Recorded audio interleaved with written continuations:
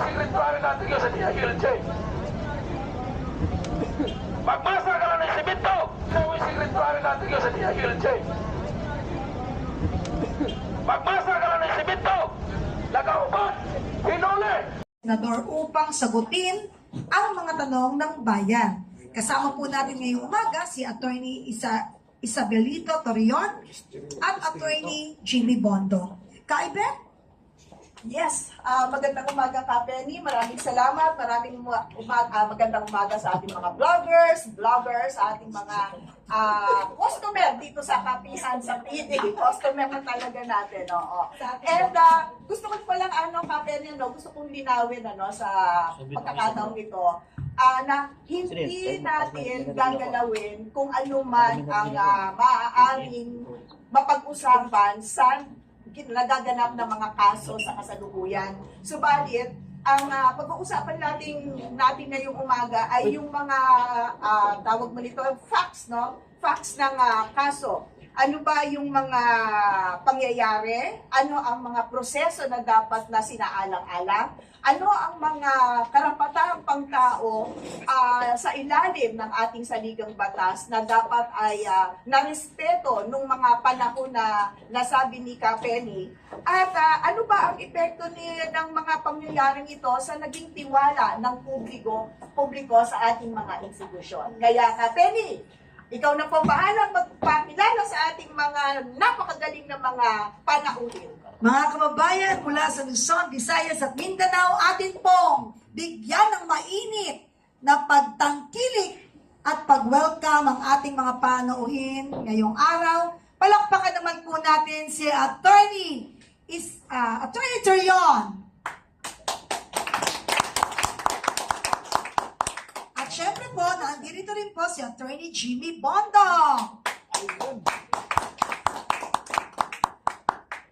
Good morning, Attorney! Attorney Torion, pasimulan niyo po yung pagbati muna bago tayo mag-umpisa. Salamat. Hello. Assalamualaikum warahmatullahi wabarakatuh. Good morning, everyone. I'm very glad that you are all here, members of the media, yung mga ating mga vloggers.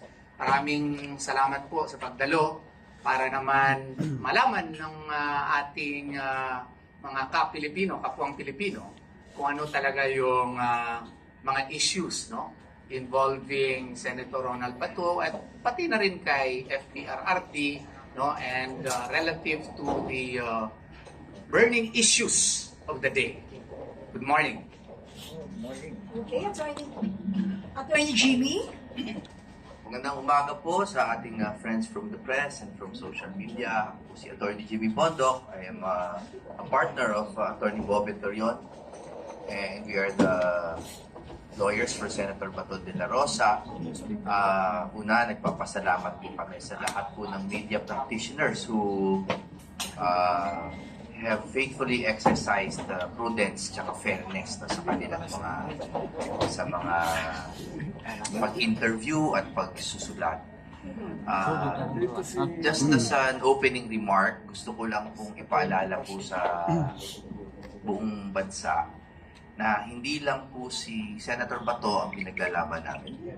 Pinaglalaban din po namin ang kasarinlan ng Pilipinas, and to avoid the evil na baka po dumating ang araw na political na lang ang mga warrant of arrest. We are trying to uphold the judiciary and the power of our courts to be interdependent, to remain interdependent with the two other branches of government.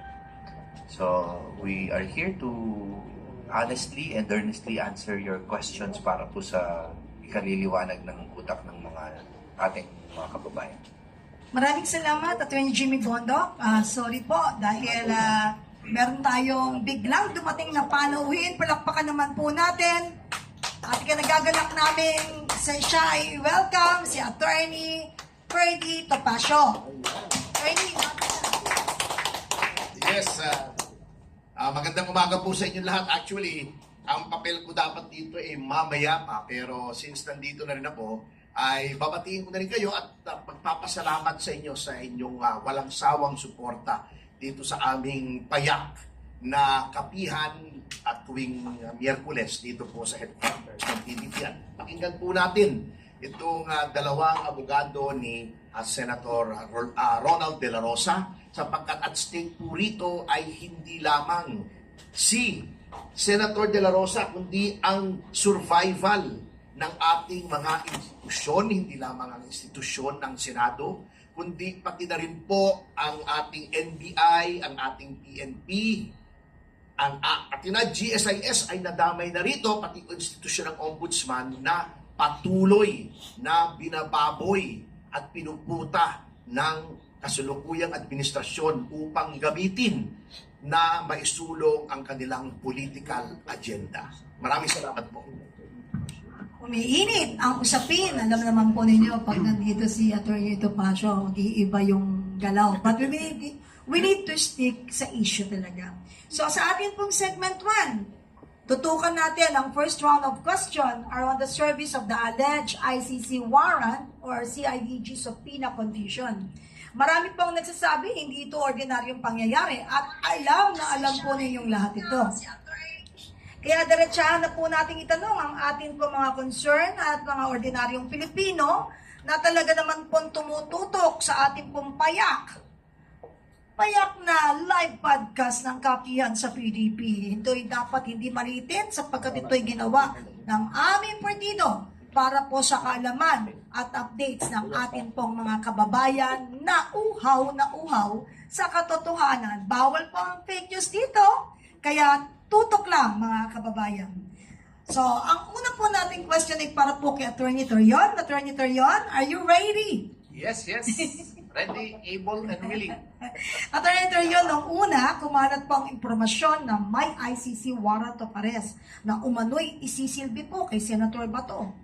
Pagkatapos, sinabi namang CIDG subpoena lang pala ito. Ano po ba talaga ang totoong nangyari noong Mayo 11? Attorney? Well, nung May 11, dahil sa may miscommunication kami doon sa pamilya ni Senator Bato de la Rosa, no? Nasa Davao ako, no? But I was always in contact with the staff of Senator Bato de la Rosa. And pag-stop kay Senator Bato kasi, nung dating niya sa Senado, bigla na lang yung mga NBI tried to stop him.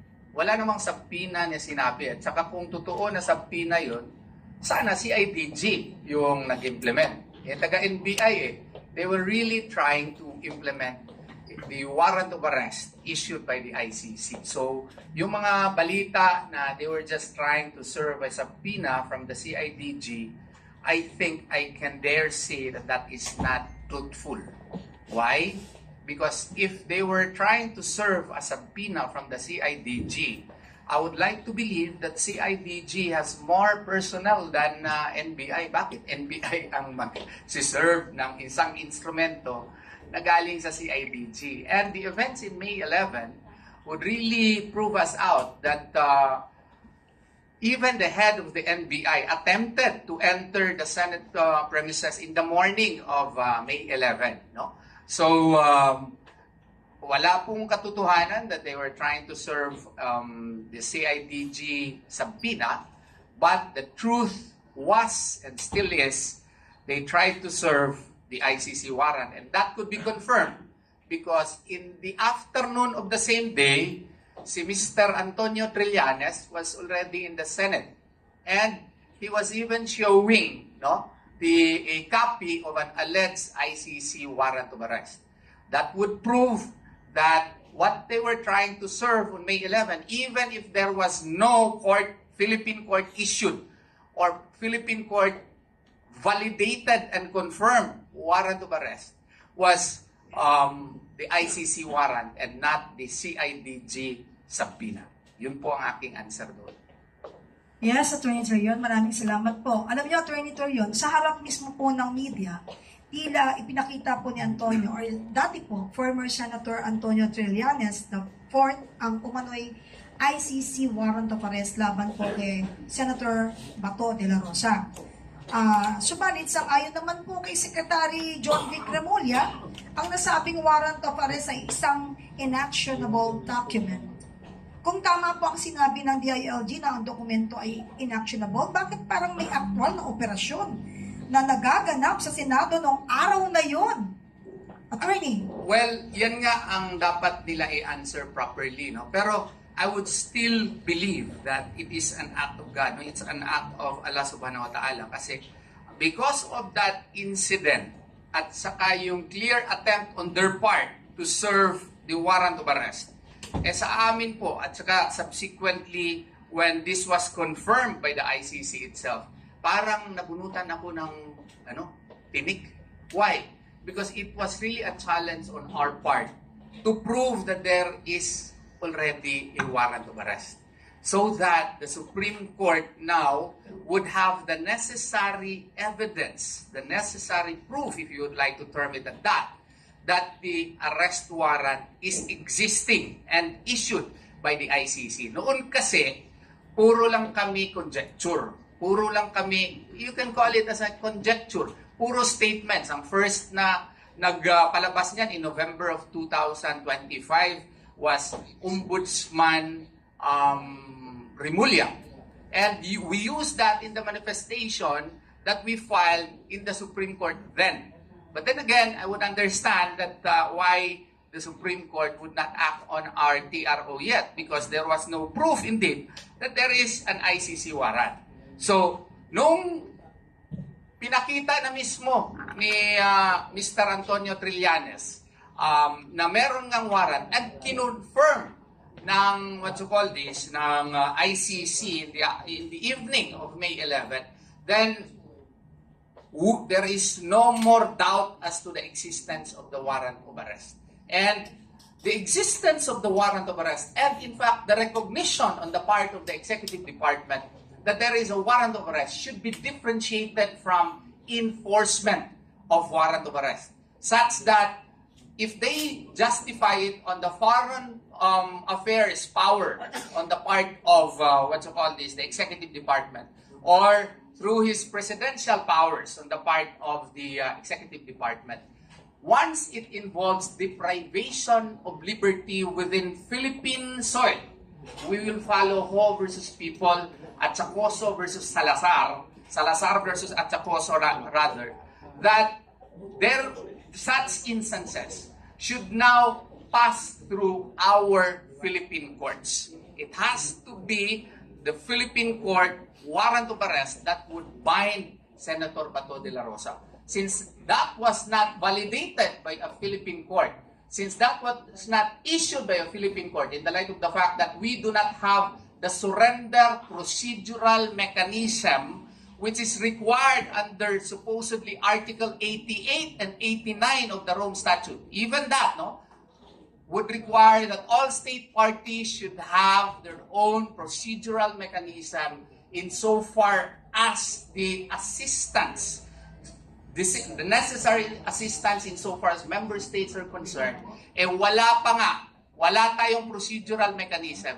So, bawal na bawal po yung pag-attempt and ongoing effort to arrest Senator Bato de la Rosa. So, we interposed our objection as lawyers. Attorney Jimmy Bondo has likewise argued against the implementation of any ICC warrant of arrest if not issued by a Philippine court judge, if not confirmed or validated by a Philippine judge.